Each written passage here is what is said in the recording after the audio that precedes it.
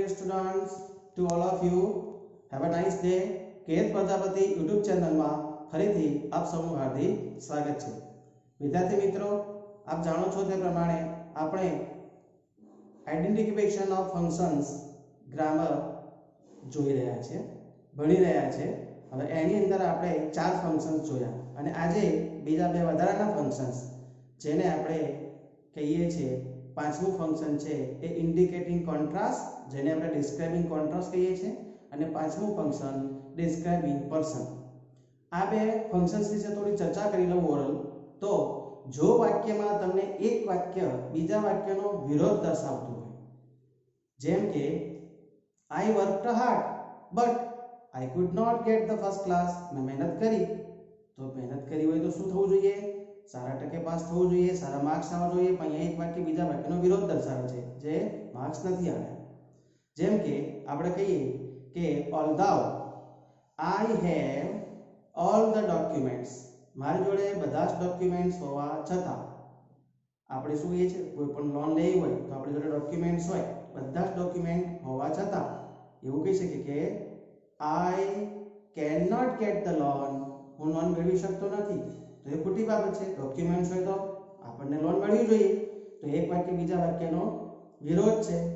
બીજી વાક્ય આપણે ઉદાહરણ લઈએ કે ધા માય ગ્રેન્ડફાધર ઇઝ ઓલ્ડ, મારા દાદા છે એ ઘરડા હોવા છતાં હી કેન વોક ફાસ્ટ, તો ઝડપથી દોડી શકે છે. તો આની અંદર ધા, although, but, still, yet, in spite of અને ડિસ્પાઇટ જેવા કન્જક્શનનો ઉપયોગ થયો હોય તો આપણે તેને ડિસ્ક્રાઇબિંગ કોન્ટ્રાસ્ટ અથવા તો ઇન્ડિકેટિંગ કોન્ટ્રાસ્ટ ફંક્શન જાણીશું. ઓકે, પાંચમું ફંક્શન ડિસ્ક્રાઇબિંગ પર્સન લેવાના છે. એની અંદર બી એકદમ સામાન્ય એની કી છે. જો વ્યક્તિના ગુણ દોષ એટલે કે એમાં વિશેષણોનો ઉપયોગ થયો હોય અને જો વાક્યની અંદર હુ, હુઝ, whom નો ઉપયોગ થયો હોય તો સમજવાનું કે આ જે ફંક્શન છે એ ડિસ્ક્રાઇબિંગ પર્સન છે. થોડા ઉદાહરણો સાથે આપણે જોઈએ તો લેટ્સ સી હિયર પાંચમું ફંક્શન ઇન્ડિકેટિંગ કોન્ટ્રાસ્ટ, જેને આપણે કહીએ છીએ ડિસ્ક્રાઇબિંગ કોન્ટ્રાસ્ટ એટલે કે વિરોધ. પહેલું વાક્ય જોઈશું આપણે ધો, થાવ. ચલો આ થાવ છે એની જગ્યાએ આપણે ઓલ્ધાઉ પણ વાપરી શકીએ. થાવ હર્સ વર્કડ હાર્ડ. ચલો હર્ષે ખૂબ જ મહેનત કરી હોવા છતાં he could not pass, તે પાસ થઈ શક્યો નહીં. ચલો આ શું થયું? આ જે ધાવ વાળું વાક્ય છે એ બીજા વાક્યનું, આમાં બે વાક્ય છે અને ધાવ હર્ષ વર્કડ હાર્ડ, એના પછી અલ્પવિરામ મૂક્યો છે. આમાં બે ક્લોઝ છે. આને જે આપણે મેઇન ક્લોઝ કહીએ છીએ અને આને આપણે એડવર્બ ક્લોઝ ઓફ કોન્ટ્રાસ્ટ કહીએ છીએ. આમાં બે ક્લોઝ. ચલો વાક્ય આપણે નીચે એનું એક લીધું છે હર્ષ વર્કડ હાર્ડ.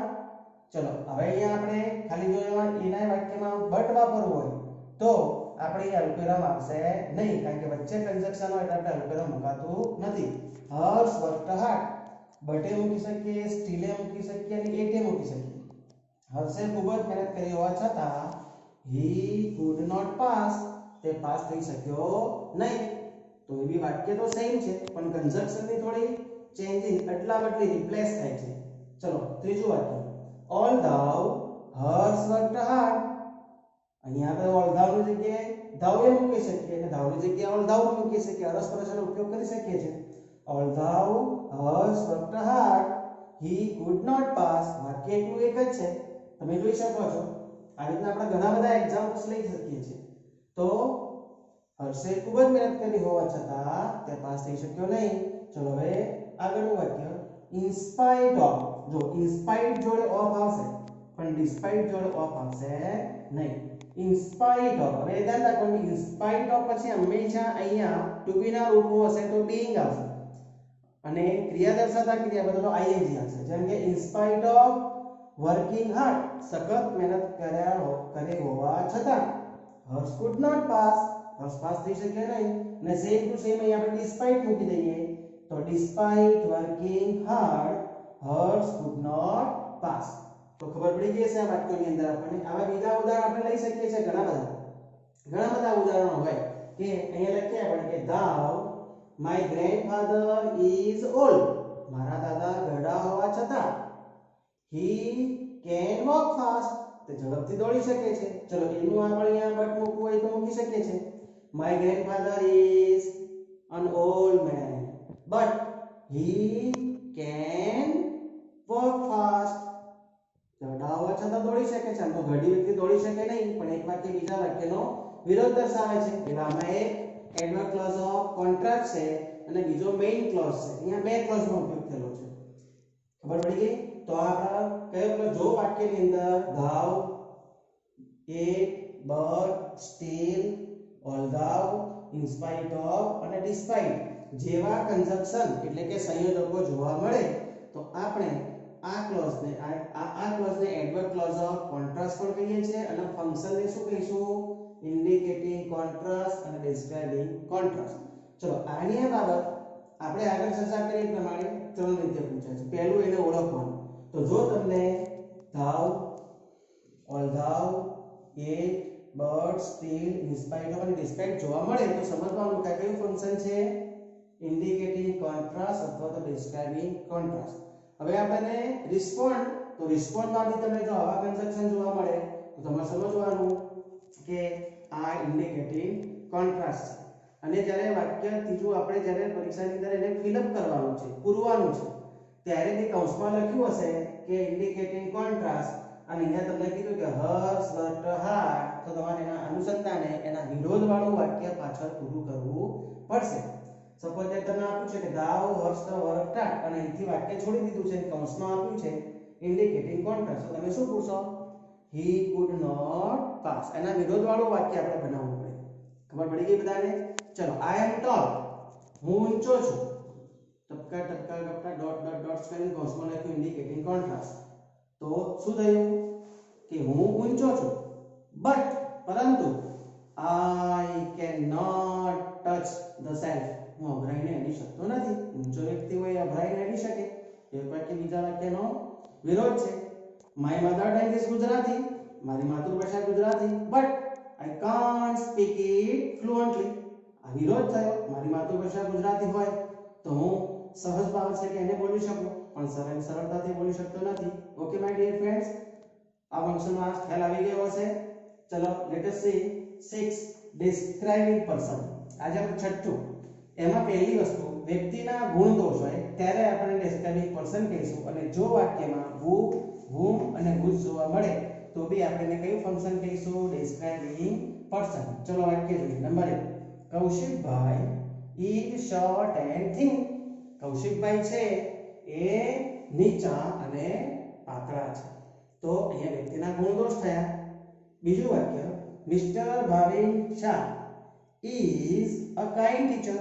તો શ્રીમાન ભાવિનભાઈ શાહ સાહેબ છે એ ખૂબ જ દયાળુ શિક્ષક છે. તો અહીંયા બી એના ગુણ દોષ આપણે એના ગુણ છે. ત્રીજું વાક્ય અને ધ્યાન રાખજો એને ખાસ who, whoમાં યાદ રાખવાનું કે આગળ સજીવ હોય અને પાછળ ક્રિયાપદ યાદ રાખવાનું. who ક્યારે મૂકી શકીએ કે who ની આગળ જ્યારે સજીવ હોય અને પાછળ ક્રિયાપદ કોઈ પણ to be હોય, to have, to do. I have a friend, મારે મિત્ર છે who is a doctor, કે જે ડોક્ટર છે. તો આ પ્રમાણે તમને who નો ઉપયોગ થયો તો કયું ફંક્શન કહીશું આપણે? Describing person.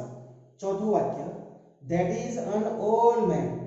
હવે ધ્યાન રાખજો કે અહીંયા સજીવ અને નિર્જીવ બંને હોય અને whose પછી અહીંયા જે વસ્તુ છે એનો સંબંધ છે એ આ સજીવ નિર્જીવ સાથે હોય. જેમ કે that is an old man, પેલા ગડા વ્યક્તિ છે. whose beard, એટલે દાઢી. દાઢી કોની?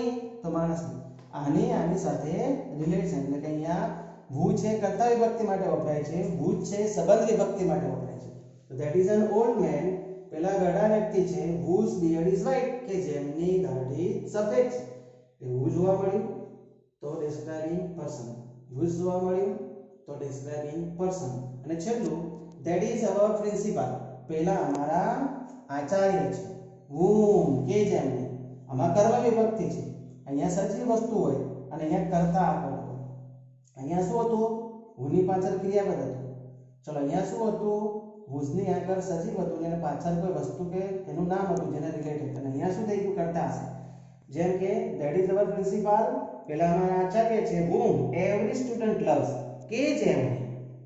આ કર્તા વિભક્તિ, whose કર્મ વિભક્તિ, whose સંબંધક વિભક્તિ અને whom કર્મ વિભક્તિ. આ ત્રણ વસ્તુ યાદ રાખવાની. who કર્તા વિભક્તિમાં આવશે, whose સંબંધ વિભક્તિમાં આવશે અને whom કર્મ વિભક્તિમાં આવશે. તો આ ત્રણ આપણે નિયમ યાદ રાખવાના. એટલે બંને આપણે આ ફંક્શન જોયા. તો ફરીથી જોઈ લઈએ કે જ્યારે વાક્યમાં thou, yet, but, still, although, in spite of અને despite જોવા મળે તો આપણે એને કયું ફંક્શન કહીશું? Indicating contrast, describing contrast. કારણ કે એમાં એક વાક્ય બીજા વાક્યનો વિરોધ દર્શાવતું હશે. જ્યારે આની અંદર વ્યક્તિના ગુણ દોષ અને who, whom અને whose જોવા મળે તો આપણે એને કયું ફંક્શન કહીશું? Describing person. વિદ્યાર્થી મિત્રો, આ જ વસ્તુ તમને પરીક્ષામાં જ્યારે ફંક્શન્સનો ઉપયોગ કરીને તમને ફિલઅપ કરવાનું વાક્ય કહ્યું હોય તો બી તમારે ખૂબ કાળજી રાખવાની છે.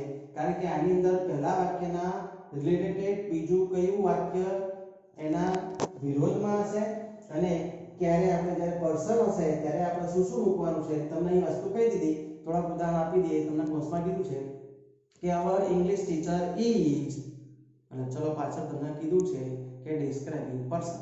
તો તમે શું કરી શકો? our English teacher is, તો એના ગુણ દોષ તમે મૂકી શકો. our English teacher is a kind person. our English teacher is, કોઈ પણ તમે એમના ગુણ દોષ, strict teacher, એ કડક છે, એ દયાળુ છે, હમ્બલ છે, એના ગુણ દોષ આપણે મૂકીને બીજું તમને who વાળી વાક્ય કીધું હોય, that is the person, that is the person whom I love. તો whom I, તો બે શું થયું? describing person. I have a laptop. I have a laptop. મારી જોડે લેપટોપ છે. હવે લેપટોપ નિર્જીવ છે એટલે આપણે ત્યાં whose મૂકીશું. I have a laptop whose price is high. મારી જોડે લેપટોપ છે જેની કિંમત બહુ ઊંચી છે. ત્યારબાદ whom, every person remember Sardar Patel even today. દરેક વ્યક્તિ આપણે જાણીએ છીએ સરદાર પટેલને યાદ કરે છે because he was a great leader of India. તો આપણે મને વાક્ય બનાવી શકીએ. શું બનાવી શકીએ?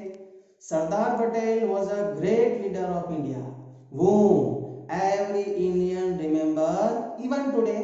આજે પણ આપણે યાદ કરીએ છીએ સરદાર પટેલ, ગાંધીજી, દરેક એવા આપણા ગ્રેટ લીડર છે એમને આજે યાદ કરીએ છીએ because of their great dedication towards our country.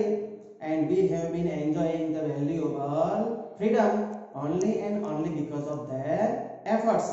So, my dear friends, here I have explained two functions. Fifth is indicating contrast and sixth is describing person. I hope you have understand. If you like my video, then share it to your other friends and relatives so that they can learn a better English grammar. My dear friends, you have been always my beloved students. So, my humble request to all of you to watch my video again and again, and also subscribe my channel named KS Prajapati. Bye bye.